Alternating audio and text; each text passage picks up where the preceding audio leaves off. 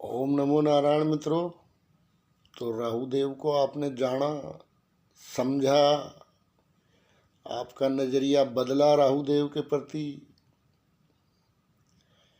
बात ये है, ग्रह काम करते हैं, उनका एक अपना सिस्टम है। तो बताया था आपको, अभी थम गए ना इवेंट। क्यों? इवेंट ही इवेंट हो रहे थे भैया, और कुछ तो था ही नहीं। अभी तो मेरा तो विचार ये था कि इस इंद्र के एक दो इवेंट तो इटली में और एक दो स्पेन में होने चाहिए इस टाइम पे। लेकिन क्या करे, मजबूरी है भाई, शनि देव है वो तो पूछ रहा है भाई, मैं उच्च का तेरे को दे के गया था, इतना बड़ा पद, इतनी बड़ी सत्ता, इतना बड़ा सम्मान इस आर्यवर्त में, इतना बड़ा सम्राट तेरे को बनाया था। अभी मेरा हिसाब दे भाई, अभी लेगा 5 साल लेगा, देखते जाओ। तुम्हें सब बता रखा है, थोड़ा कम बताया गाड़ियां खाने के डर से। और यही अहंकार है जो एक विपरीत शक्ति, प्रबल शक्ति प्रकट हो गई सनातन के विरुद्ध। इन प्रजापतियों में और इंद्रों में यही अहंकार है। राजा राम और राजा इंद्र, तो राजा राम नहीं बन पाते लोग, धर्मराज बन जाते हैं। फिर भी धर्मराज बन के भी जब परीक्षा लेता है वक्त, तो बोलना पड़ता है झूठ। क्या? कोई एक इतिहास में अमर हो जाता है, राजा राम, उसकी अयोध्या चाहे सूनी पड़ी रहे तो भी तीर्थ है, क्योंकि उस राम ने अपनी प्रजा के प्रति वो ऊर्जा दिखाई थी। स्त्री का चरित्र नहीं सुना उसने, वो भी आईटी सेल रख सकते थे, स्त्री के चरित्र पे लांछन उठा सकते थे। उन्होंने कहा नहीं, ये इसका निजी मामला है, जो इसने हमसे सवाल उठाया, हम महत्वपूर्ण हैं और हमको प्रमाण देना चाहिए। तो राजा राम के और राजा इंद्र के, प्रजापति के राज का फर्क आपको समझ में आ गया होगा। मेरा शास्त्र कितना महान है ये भी समझ में आ गया होगा। सदा ही कूटनीति के कारण, अपनी दबी हुई इच्छाएं मारने के कारण, जो दबी हुई इच्छाएं मरी हुई थी उनको जिंदा करने के कारण, हमारे ऋषि लोग इंद्र को आहुति तो प्रदान करते रहे, लेकिन जो सम्मान राम जी को दिया वो कभी इंद्र पा नहीं सका। पाएगा भी कैसे? जिसके चेले झूठी बांग लगाते हों, अहिल्याबाई को पत्थर बनाते हों, तुम काहे घुसे भाई सहिल्या के घर में? तुम्हारा क्या काम था? लेकिन घुस गए, घुस गए तो भुगत रहे हैं। अभी पता लगेगा आगे आगे। और ठीक है, वो बेचारी गृहिणी है, वो अपने पति की सेवा करती थी। देखो, पति का भी प्रकोप उस पे ही हुआ। ये इंद्र के समझ में नहीं आया, इसको तो राजा राम ने ही समझा। कि ये बेकसूर शिला, इस बेकसूर शिला का क्या कसूर था? इसको तो वास्तव में भगवान के दर्शन होने चाहिए। इसको मैं अपना विष्णु का, महाविष्णु का स्वरूप जरूर दिखाऊंगा। तो अहिल्या का भी तप काम आया।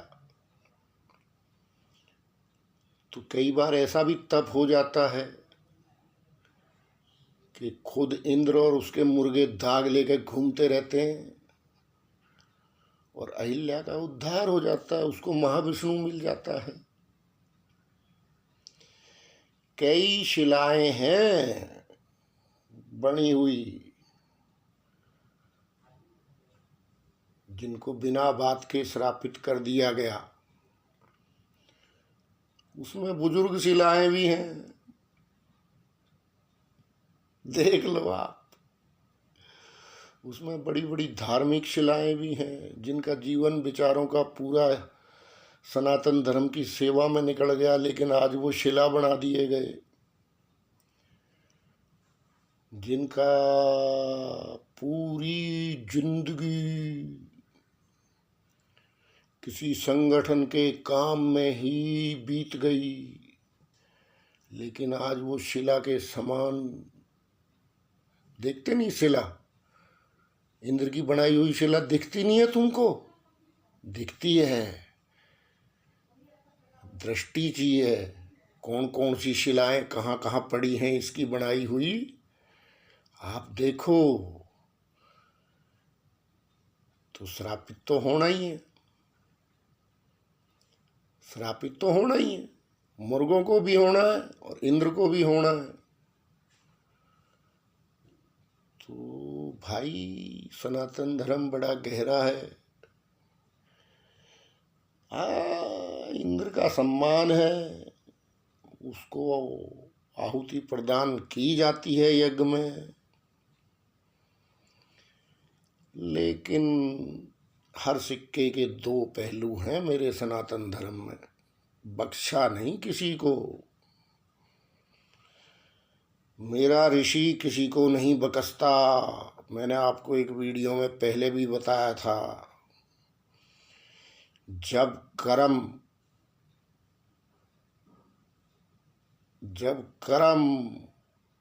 अपनी पत्नी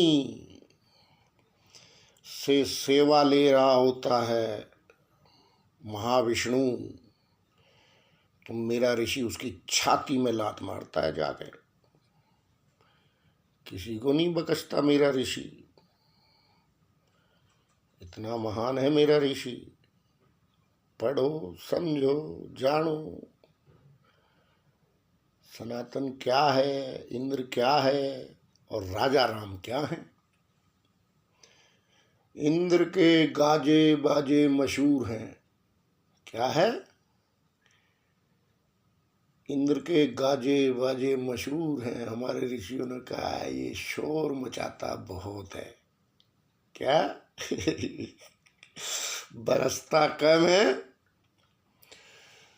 शोर मचाता है ज्यादा।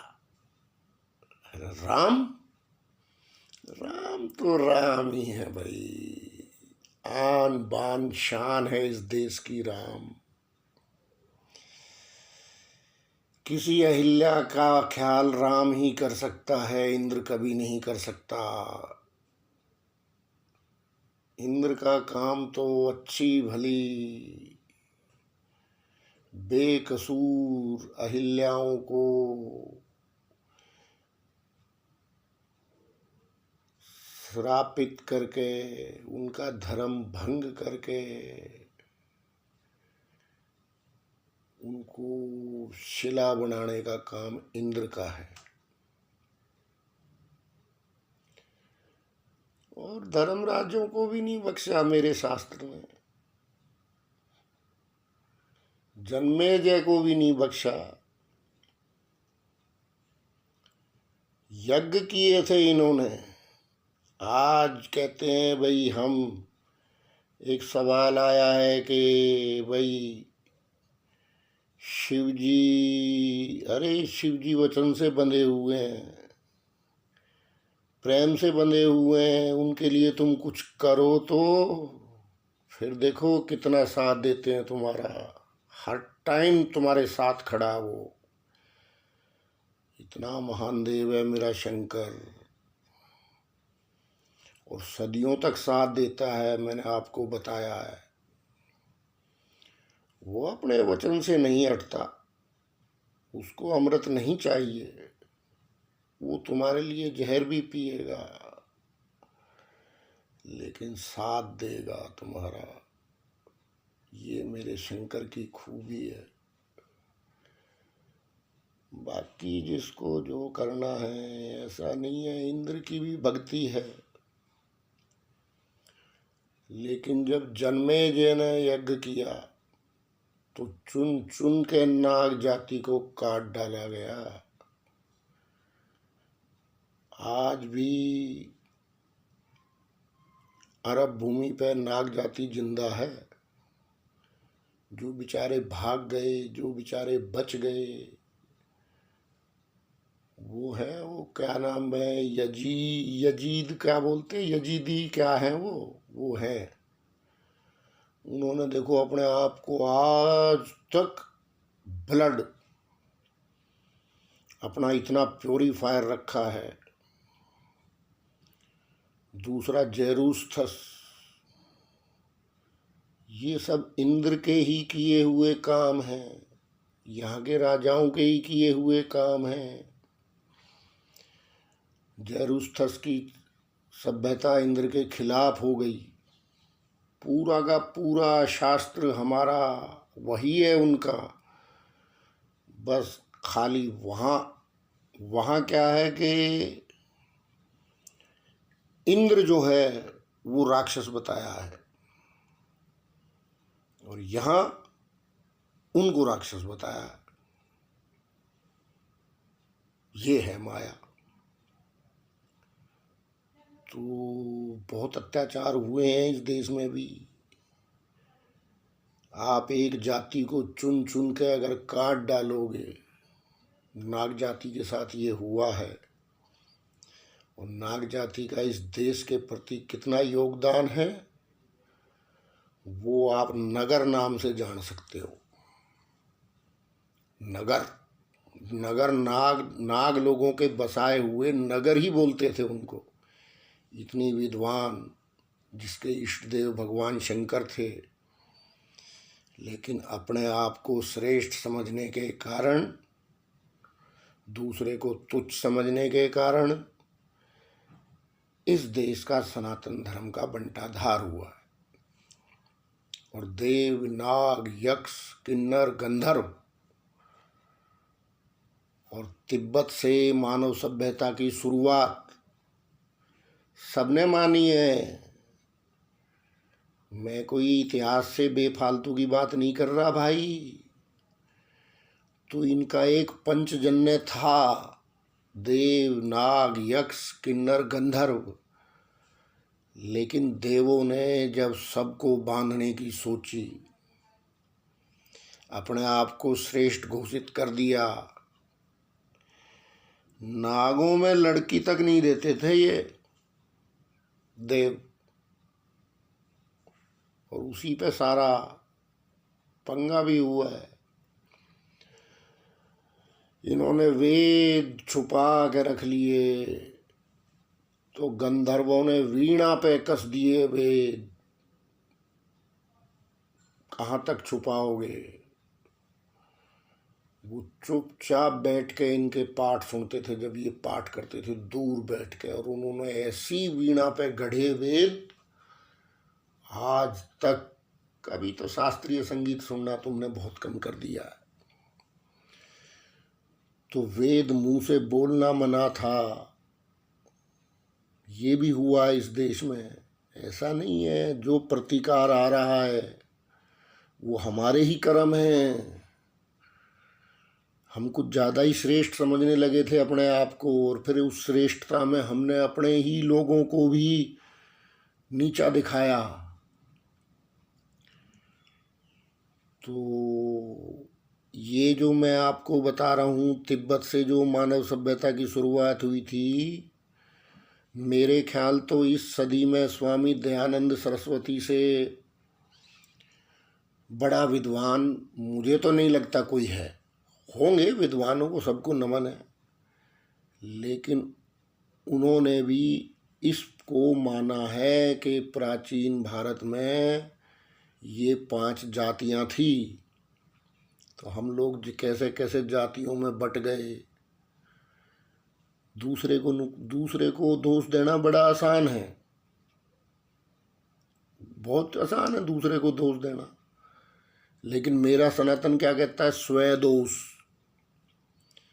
मेरे चैनल से जो जुड़े हुए हैं मेरे मित्र,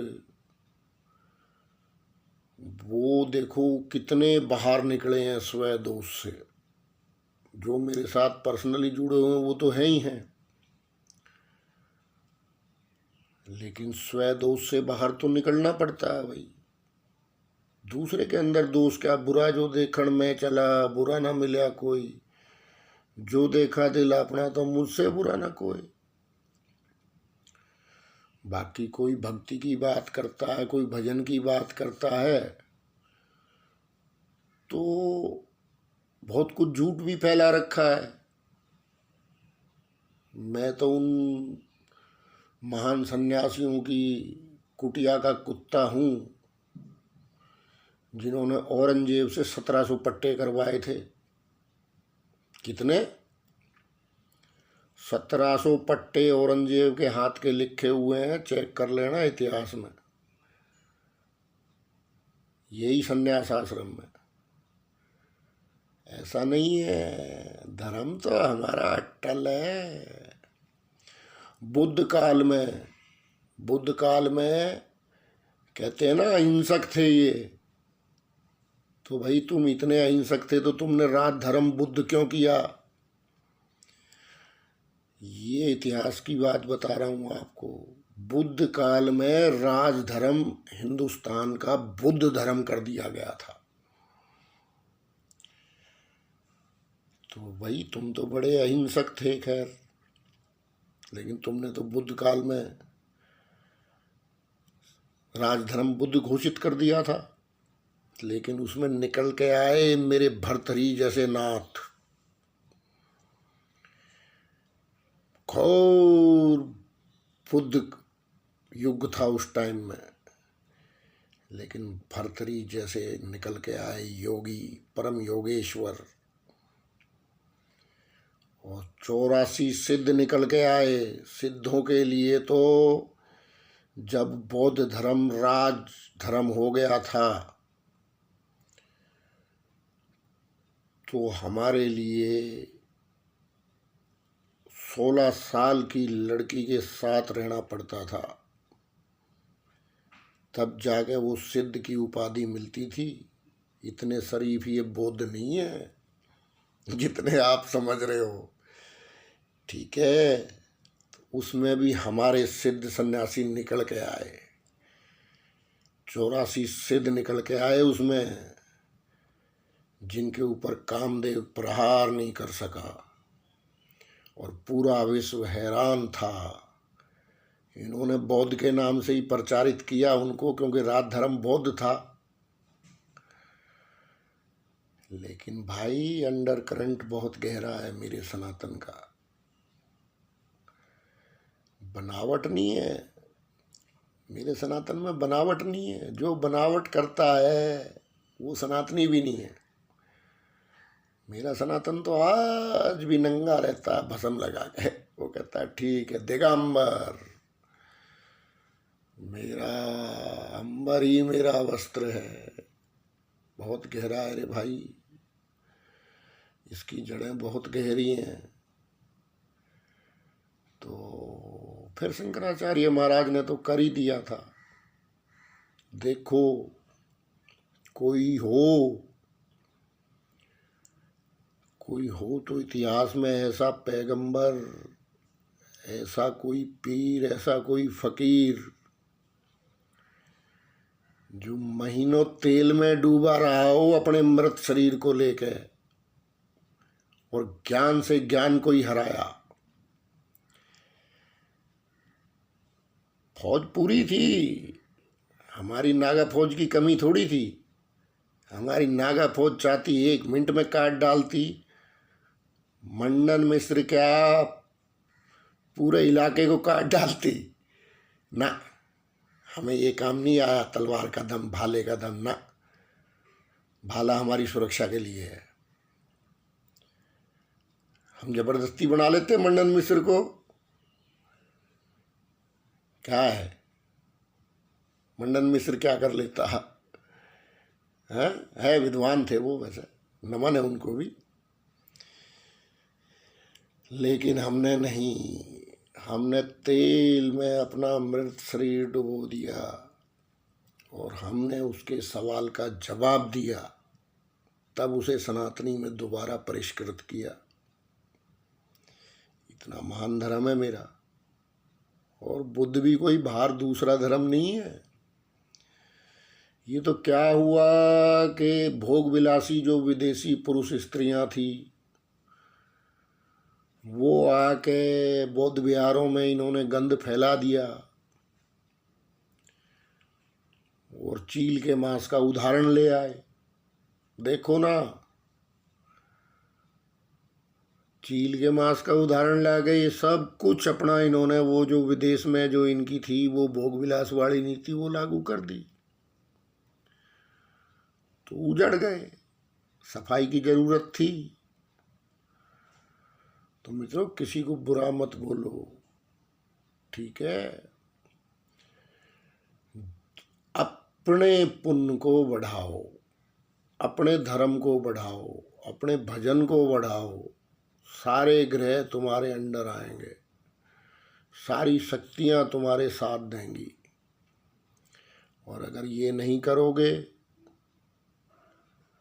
तो फिर कुछ नहीं है। औरंगजेब से पट्टे लिखवाए गए मंदिरों के नाम। और एक छोटी सी पुस्तक आती है, निपट निरंजन की वाणी। वो में बाबा जी सिद्ध थे, खैर ये कहीं महाराष्ट्र के हैं। तो उन्होंने बता दिया औरंगजेब को मैं क्या हूँ। कहीं पुस्तक आपको मिल जाए तो पढ़ लेना। छोटी सी पुस्तक थी, मेरे पुस्तकालय में है, पता नहीं कहाँ है। नहीं तो बाबा जी की 2-4 बात में सुना भी देता। तभी औरंगजेब को भी पता लगा था कि हाँ भाई, सनातन भी कुछ है क्या। कि इधर तो ठीक है, सब कुछ यहीं से गया है। जब पहला मनुष्य इस सभ्यता पे उतरा तो हम सबके पिताजी हुए नहीं हुए। क्या? तो बच्चों को माफ करो, क्या बच्चे शरारती होते हैं? अभी मुर्गे की तरह भांग लगा रहा है, फलाना ऐसा था, ढिकड़ा ऐसा था। क्या कर लेगा तू? नहीं, मैं जो ये बेफालतू के उल्टा सीधा माथा रगड़ के तिलक लगाना इनको आता नहीं। तिलक विज्ञान इनको कुछ नहीं पता, आज्ञा चक्र का इनको कुछ नहीं पता। उल्टा सीधा माथा रंग लिया और बकने लगे किसी दूसरे, किसी महात्मा मोहम्मद को, किसी महात्मा ईसा को गालियां। इससे क्या होगा? तुम्हारी जुबान बंद कर देगा अब राहु। ध्यान से रहना, आज वार्निंग दे दी है। 23 सितंबर 2020 को राहु चला जाएगा शुक्राचार्य की राशि में। सील देगा तुम्हारे मुंह। मत बको किसी को गाली। अपने धर्म का अंडर करंट बढ़ाओ, अपना भजन बढ़ाओ। तुमने किसी को नहीं छोड़ा, ना ईसा को छोड़ा, ना मूसा को छोड़ा। सबके चरित्र में तुम कमियां ढूंढ रहे हो। चित्रगुप्त लगे हो तुम, चित्रगुप्त लगे हो ना। अरे ये सब खत्म हो जाएगा जो तुम फालतू बोल रहे हो। भगवान है उसका फैसला करने के लिए, और वो भी तैयार बैठा है कि मैं, मेरा दिन आएगा, मैं भुगतूंगा। तो तुम कौन होता है बीच में बोलने वाला? और सावधान हो जाओ। 23 सितंबर 2020 को राहु आएगा और फिर मेष में जाएगा।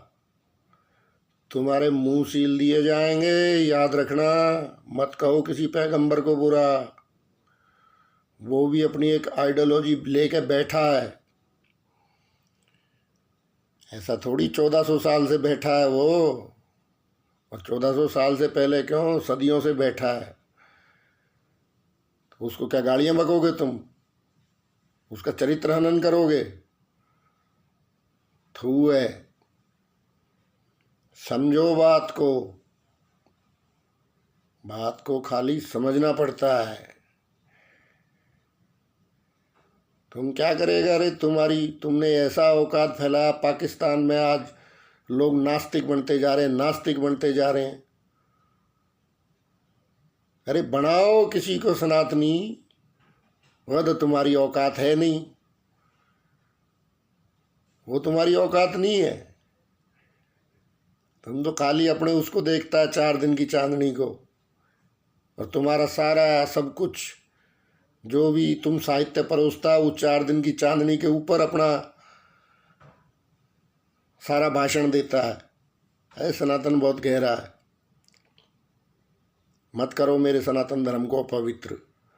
हमने मर्यादाएं नहीं लांगी, हमने पीठ पर भाला नहीं मारा किसी का भागते हुए को, जा साले कोई बात नहीं, फिर आएगा फिर देख लेंगे। क्या तभी हम जिंदा हैं, नहीं तो जेरूसलम का ईरान का क्या हाल हुआ है पता नहीं है तुम्हें? गिनती के आदमी रह गए हैं आज उस सभ्यता के। तो यहूदियों का क्या हाल हुआ था, यहूदियों का क्या हाल हुआ था पता नहीं है तुम्हें? तो ज़्यादा बोलना ठीक नहीं है, आगे जिसकी मर्जी है। और वार्निंग क्या आपको बता दिया है, राहु मुंह सील देगा शुक्राचार्य की राशि में आते ही। जितने उछल रहे हो ना, अगर बिलों में ना घुसे पाओ ना, ज्योतिष छोड़ दूंगा। कभी किसी बहम में घूम रहे हो, जो कुछ करना है धर्म की रक्षा के बहुत तरीके हैं। हमने समझाया तो देखो, वो लोग नहीं जाते हैं अब उस चक्कर में, क्योंकि जब हमने राहु की चाल समझा दी कि इसका काम ही भोग विलास है, तो कौन बेटी जाएगी राहु प्रभावित आदमी से शादी करने? नहीं जाएगी। ठीक है, इस तरह से समझाओ कि वहाँ रिश्ते कोई मायने नहीं रखते हैं, वहाँ अपना एजेंडा मायने रखता है भोग विलास का। और साफ है, काट जाए हमारी कोई बात, सामने है, दिख रहा है। बाप को मारा भोग विलास के लिए, भाइयों को मारा भोग विलास के लिए, और क्या क्या किए पाप कर्म भोग विलास के लिए। दिखता नहीं है। तुम्हारे कहने से क्या होगा? चरित्र हनन करोगे किसी का? चरित्र हनन नहीं करना चाहिए किसी के भी बुजुर्ग का। और फिर मोहम्मद साहब ने जो किया डंके की चोट पे किया, तुम कर लो, वो तुम्हारे बस की है नहीं। वहां फिर बिल में घुस जाओगे। करो ना मोहम्मद साहब की तरह डंके की चोट पे। लेकिन तुम लोगों को तो भौंकने से मतलब है, किसी का चरित्र हनन करने से मतलब है। तुम लोगों को धर्म से, सनातन से क्या मतलब है? तुम तो सत्ता देख के बात करता है। तुम बदल जाएगा थोड़े दिन बाद। तुम इसमें से मेरे हिसाब से तो 75% लोग तो वो है जो फिर खिलाफ बोलने लगेंगे। चेक कर लेना आप। जब ये सत्ता चली जाएगी, सत्ता आने जानी चीज है यार, छोटी सी चीज है, कुछ नहीं है। खाम का फूले फिर रहे हैं, फिरऊ का फूले फूले हो। जब 10 मास उर्दमुख होते, वो दिन काहे भूले हो। अरे जब उल्टा लटका हुआ था 10 महीने पेट में, वो दिन मत भूले। क्या क्या वादे किए थे तूने गुरु महाराज से कि हे गुरु महाराज मुझे यहाँ से निकालो, तो उन पे ध्यान दो। और अपने धर्म के पालन करने से धर्म की शक्ति बढ़ती है। दूसरे के धर्म को गालियां देने से धर्म की शक्ति नहीं बढ़ती है। ठीक है। और फिर वो हम हैं नहीं, हम परिष्कृत सभ्यता हैं, हम पुरानी सभ्यता हैं। क्या हमारा अनुभव, हमारा हिसाब किताब अलग ही है। लेकिन तुमको क्या है, तुम तो फिर उधर चला जाएगा, फिर इनको गाली देने लगेगा। ये अच्छे जो है मुसलमान राजाओं ने और अंग्रेज राजाओं ने ये जो पैदा कर दिए ना दोगले हमारे सनातन में, कि मौका देखा पलटी मारी, और अब आज सनातन के गुण गा रहे हैं, कल फिर ये सनातन के खिलाफ बोलने लगेंगे। इन लोगों का कोई इलाज कर सको तो भाई कर लो। ये तो वोट तंत्र तो बढ़ाएगा भाई, उसको तो वोट चाहिए, उसका धंधा है राजनीति। क्या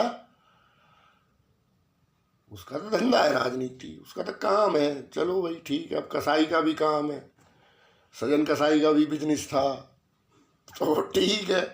बिजनेस के मामले में भगवान कहाँ आ गए? ये लेकिन आ रखे हैं। खैर, तो भाई ऐसे ही डाल दिया वीडियो। ग्रह चक्कर क्या बताऊं, ग्रह चक्कर का आपको राहु का बता दिया। राहु वृष में आएगा, तारीख बता दी, मुंह सील देगा इनके जो ये दूसरे धर्म को गालियां दे रहे हैं। इनको पता नहीं है अभी शुक्राचार्य की राशि में राहु क्या होता है। तो अपना धर्म बढ़ाओ, अपना पुण्य बढ़ाओ, तरीके से बढ़ाओ। किसी की माँ बहन क्यों गालियाँ दे के, किसी के नबी को तुम उल्टा सीधा बोल के, क्योंकि तुमने तो बिलों में छुप जाना है, वहाँ भी मारा जाएगा हमारे जैसा कोई। क्या तुम बड़े शाणे हो, पक्के चूहे हो। खैर, करो चरण वंदना, चाटो जूतियाँ और बनाओ नंबर। मुबारक हो आपको। लेकिन सितंबर के बाद आपका हिसाब होने वाला है, सावधान हो जाओ तो अच्छी बात है। और अपने पुण्य को, अपने धर्म को अपने धर्म के तरीके से बढ़ाओ, तो आपका भी कल्याण है, हमारे धर्म का भी कल्याण है और सनातन का भी कल्याण है। बाकी भाई जिसको बुरा लगता हो उससे गलती माफ़। और ये गलती जूतियाँ चाटने वालों से बिल्कुल नहीं है माफ़। उनके पिछवाड़े पे ऐसी लठ मारता रहूँगा मैं, कुत्तों के जो भौंकने वाले हैं। ठीक है, क्योंकि उनकी औकात मुझे पता है। और ठीक है मित्रों, ओम नमो नारायण। किसी मित्र को मेरी बात बुरी लगी हो तो भाई मैं हाथ जोड़ के माफ़ी मांगता हूँ, क्योंकि मैं बड़ा प्रेमी आदमी हूँ। हाँ, बड़ा प्रेमी आदमी हूँ। मैं नहीं चाहता मेरी बात से किसी का दिल दुखे।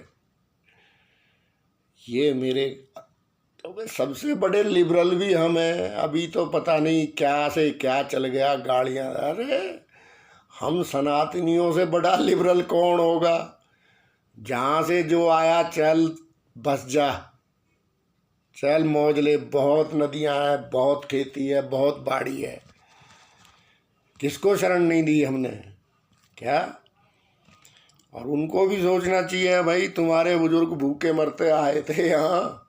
ठीक है, अब ज़्यादा भाई थोड़े कॉलर नीचे कर लो, नहीं तो जाओ फिर पिशाच भूमि पे। वहाँ तो कोई तुम्हें पूछेगा नहीं, वहाँ तो तुम गुलाम हो।